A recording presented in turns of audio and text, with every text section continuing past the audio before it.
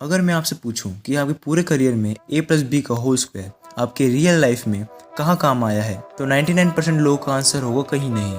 तो क्यों हम अपनी लाइफ के 15 से 20 साल अल्फा बीटा गामा में ही बिता देते हैं, और आखिर में जब स्कूल और कॉलेज लाइफ ख़त्म हो जाती है तो हमें पता चलता है कि पैसे कमाने के लिए रट्टेबाजी नहीं, स्किल चाहिए होती है। In today's era I can say that we are educated idiot, क्योंकि इंडिया में एक एजुकेटेड इंडियन जिसने पूरी लाइफ मेहनत की, टॉप आया, डिग्री ली, लेकिन उससे ज़्यादा एक चाय वाला कमा रहा है जो सिर्फ चाय बेचकर करोड़ों की गाड़ी में घूम रहा है। The actual problem in our education system is we are taught to remember, not to understand. Your intelligence is only judged by the marks you get, not the way you think. Our education system just tests how much we can store in our mind. That's it. इस system की शुरुआत होती है जब Lord मैकाउले 1835 में India आता है। Lord मैकाउले India आता है तो देखता है कि यहाँ के स्टूडेंट्स कितने ब्रिलियंट हैं। गुरुकुल्स में स्टूडेंट सिर्फ एकेडमिक नॉलेज ही नहीं बल्कि लाइफ स्किल्स, मॉरल वैल्यूज और स्पिरिचुअल विजडम भी सीखते थे। मैकाउले को ये देखकर डर लगा। उसने सोचा, अगर ये लोग ऐसा ही ग्रो करते रहेंगे तो इन्हें कंट्रोल करना मुश्किल हो जाएगा और ब्रिटिश रूल को मेंटेन करना भी बहुत मुश्किल हो जाएगा।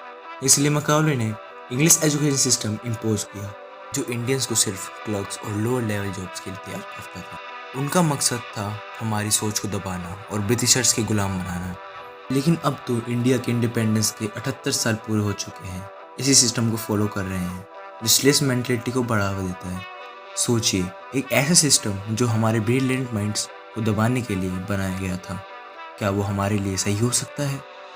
आज का एजुकेशन सिस्टम स्टूडेंट्स को क्रैमिंग और रोड लर्निंग के लिए मजबूर करता है।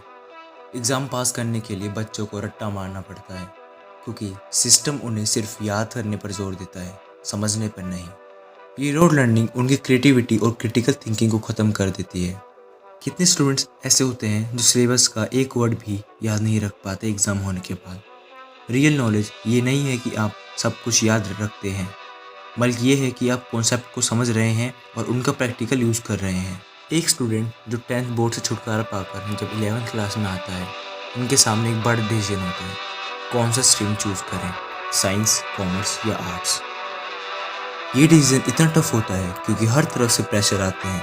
नेबर्स, रिलेटिव्स, सोसाइटी सब बोलते हैं कि अगर तुमने साइंस ली तो बस इंजीनियर या डॉक्टर ही बन सकते हो और ये ही फील्ड सक्सेसफुल है। बाकी फील्ड्स को ऐसे दिखाया जाता है जैसे वो कुछ वैल्यू ही नहीं रखते। आर्ट्स या कॉमर्स लेने वाले स्टूडेंट्स को लेस इंटेलिजेंट का टैग दिया जाता है। स्टूडेंट्स अपने इंटरेस्ट के बजाय सोसाइटी के प्रेशर में आके डिसीजन लेते हैं। क्या हम भूल रहे हैं कि हर फील्ड में एक्सीलेंस और ग्रोथ का स्कोप होता है?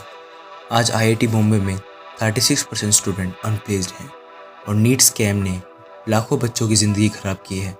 सिर्फ इंजीनियर या डॉक्टर बनने का मतलब सक्सेस नहीं होता, लेकिन ये सोच हमारे एजुकेशन सिस्टम और सोसाइटी में डीपली इनग्रेन्ड है।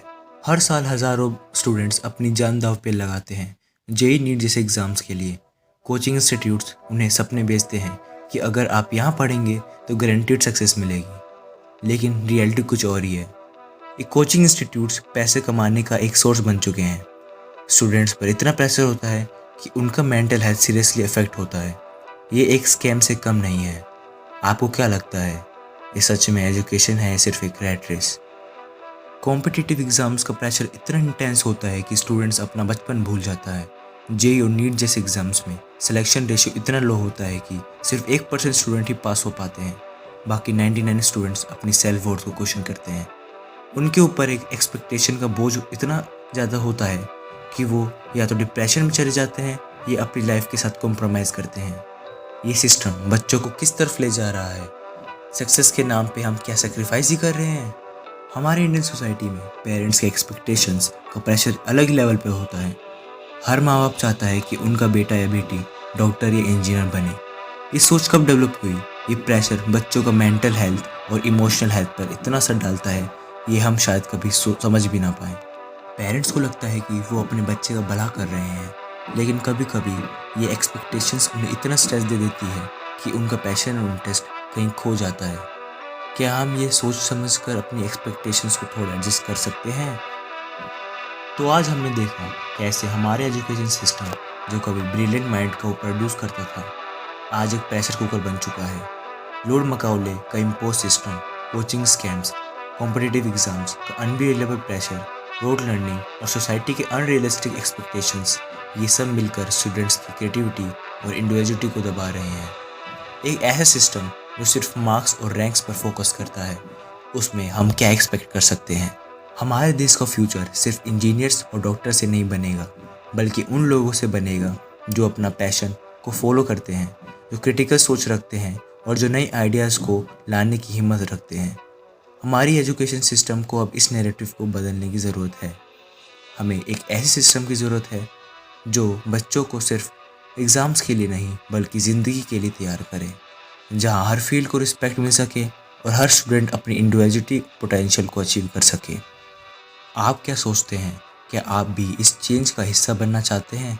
अगर हाँ, तो इस मैसेज को ज़्यादा से ज़्यादा लोगों तक पहुंचाइए और इस रेवोल्यूशन का हिस्सा बनिए, क्योंकि अगर आज हमने नहीं सोचा तो कल काफ़ी लेट हो जाएगा। अगर आपको ये वीडियो इन्फॉर्मेटिव लगी और आगे भी ऐसे ही वीडियो चाहिए जो इस सिस्टम को एक्सपोज करें, तो चैनल को सब्सक्राइब करें। मिलते हैं अगले वीडियो में एक नए टॉपिक के साथ। तब तक अपने सपनों का पीछा करते रहिए।